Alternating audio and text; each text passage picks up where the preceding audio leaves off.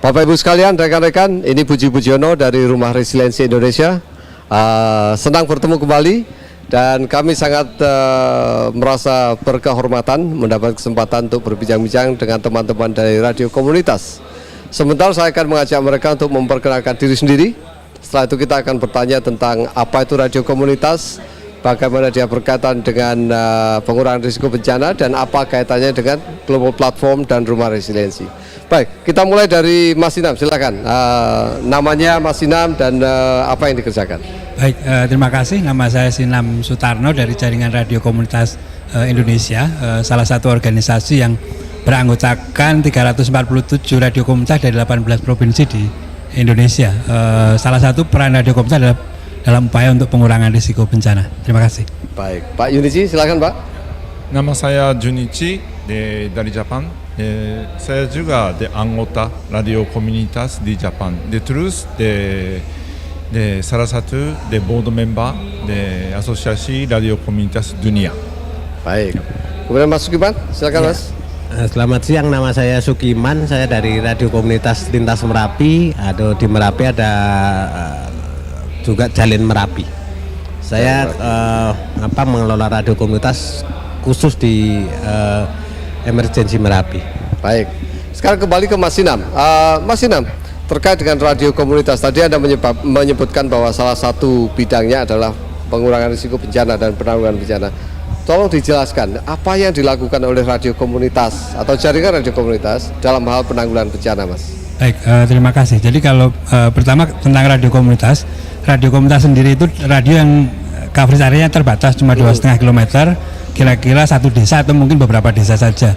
Kami beranggotakan radio komunitas itu 250 orang gitu. Nah, ini dibiayai oleh pemerintah atau siapa yang mengurusnya? Sifat radio komunitas dari, oleh, dan untuk komunitas. Jadi memang inisiatifnya komunitas, dibiayai oleh komunitas, tidak ada iklan, nggak boleh ada iklan gitu, dan kemudian sepenuhnya untuk kepentingan komunitas. Nah, terus yang membiayai siapa, Mas Sinam? Kalau tidak ada iklan dan sebagainya? Warga.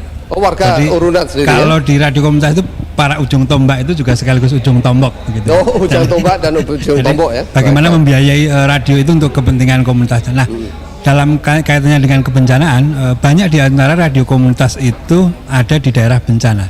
Nah, pengalaman paling tadi mungkin Mas Sukiman nanti juga bisa sharing. Saya juga sama-sama dari Merapi misalnya, karena ada ancaman Merapi, maka kemudian penting untuk masyarakat belajar tentang Merapi menggunakan radio, misalnya mengingatkan ya bagaimana Merapi saatnya erupsi misalnya. Kemudian ada lagu ngocopat, ada iklan lain masyarakat yang disampaikan pada masyarakat untuk mengedukasi masyarakat tentang kesiapsiagaan Merapi. Dalam yang lebih luas misalnya bagaimana radio komunitas juga terlibat dalam upaya untuk membuat rencana kontingensi misalnya. Nah, terlibat di dalam perencanaan kontingensi ya. Salah satunya kemudian ada klaster komunikasi dan informasi, karena kemudian menurut kami karena menyelamatkan diri itu adalah bagaimana pengambilan keputusan yang cepat dengan informasi yang cepat. Nah, kalau informasinya cepat misalnya, maka bisa mengambil keputusan yang cepat sehingga bisa mengevakuasi. Pengalaman di Kelut itu menarik, Mas Puji. Jadi jam 21 sekian status awas Gunung Kelut.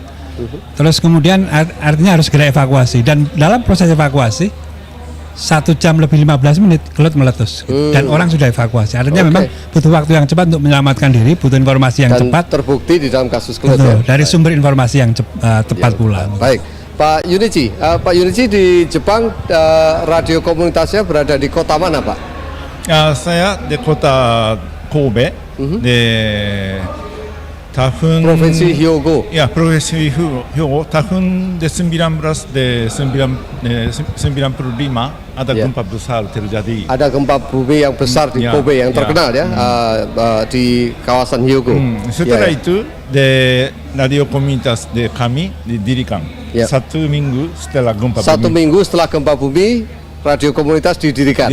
Ini agak berbeda dengan ceritanya Mas Sinam. Ini radio komunitas didirikan sebelum terjadi, tetapi dalam hal Kobe, seminggu setelah terjadi bencana didirikan radio komunitas. Silakan Pak, terus. Waktunya cuma 10 radio komunitas di seluruh Jepang. Oh, oke. Jadi di kota Kobe, gempa besar terjadi. Banyak mass media datang ke sini. Sampaikan informasi Tapi itu tidak bermanfaat untuk korban. Jadi korbannya pengen informasi yang detail. Jadi kita dirikan radio komunitas untuk korbannya. Jadi berita dari media yang mainstream itu rupanya tidak cukup relevan dengan komunitas, maka mereka merasa perlu mendirikan. Nah sekarang di Jepang setelah pengalaman Kobe itu yang tadinya 10 radio komunitas, ada berapa sekarang Pak? Sekarang 330. Dari 10 menjadi 330 dalam waktu 15 tahun ya? Iya, Ya? Jadi kira-kira setiap setahun muncul 100 radio komunitas ya? Khusus setelah bencana besar, Ya. satu tahun depan banyak radio komunitas dirikan. Dia mendirikan ya, jadi 300. Baik, Mas Sukiman, khusus untuk Merapi Mas, pengalaman yang paling menarik di Merapi dengan radio komunitas, ingkang pundi Mas? Ya, kalau di Merapi saya kira yang lebih penting bahwa radio komunitas itu bukan radio yang hanya menyiarkan audio, tetapi radio sebagai wadahnya kegiatan-kegiatan masyarakat, salah satunya koordinasi ya. Jadi misalkan hal yang sepele, bapak saya sampai saat ini tidak paham mana itu namanya KRB, tapi bapak saya paham bahwa di situ kawasan bencananya. Jadi ketika ditanya KRB-nya mana, Bapak nggak tahu, tapi ketika Bapak ditanya mana yang bahaya daerah ini sama daerah itu, Beliau di sini tahu ya? yang paling bahaya itu. Jadi itu radio kami, jadi masyarakat itu bisa menyampaikan, bisa juga bertanya gitu.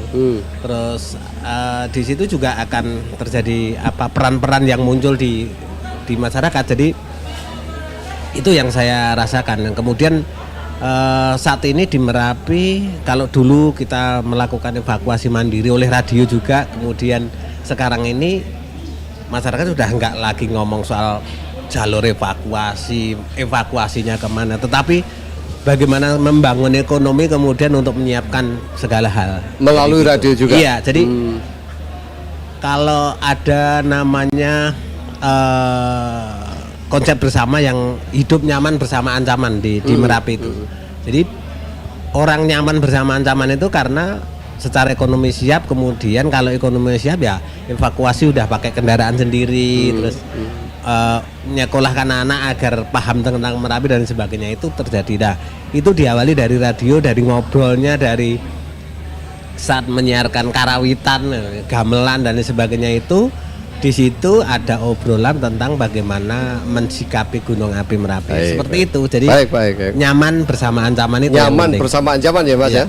Baik, pertanyaan terakhir saya kepada Mas Sinam. Ini di dalam kesempatan Global Platform on Disaster Risk Reduction, ini pertama kali kejadian terjadi di belahan bumi selatan dan di Indonesia. Ini pertama ya. Tadinya semuanya di utara.